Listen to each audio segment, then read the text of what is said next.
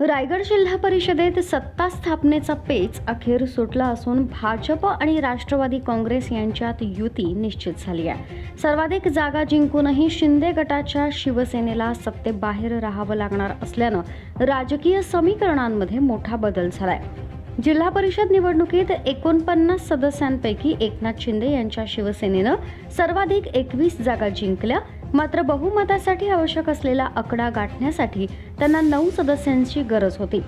राष्ट्रवादी काँग्रेसनं 16 जागा जिंकत दुसरं स्थान मिळवलं, तर भाजपनं 15 जागा मिळवत तिसरं स्थान पटकावलं. ठाकरे गटाच्या शिवसेनेला 5 आणि काँग्रेसला 2 जागांवर समाधान मानावं लागलं. निवडणुकीनंतर महायुतीतील अंतर्गत वाद उफाळून आला. पालकमंत्री पदावरून सुरू झालेला संघर्ष विकोपाला गेला आणि शिवसेना व राष्ट्रवादीमध्ये टोकाचे मतभेद निर्माण झाले. प्रदेशाध्यक्ष सुनील तटकरे, मंत्री भरत गोगावले तसंच शिवसेनेचे आमदार महेंद्र दळवी आणि महेंद्र थोरवे यांच्यातील तणाव उघडपणे दिसून आला.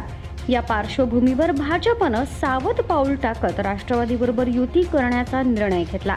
दोन्ही पक्षांमध्ये अंतिम निर्णय झाला असून जिल्हा परिषद अध्यक्षपद भाजपकडे जाणार आहे, तर उपाध्यक्षपद राष्ट्रवादीकडे राहणार आहे. दरम्यान उद्योगमंत्री उदय सामंत यांनी राज्याप्रमाणे जिल्ह्यातही महायुती एकत्र राहावी यासाठी प्रयत्न केले. त्यांनी सुनील तटकरे यांची भेट घेऊन शिवसेनेला सोबत घेण्याची विनंती केली होती, मात्र त्यांच्या प्रयत्नांना यश आलं नाही.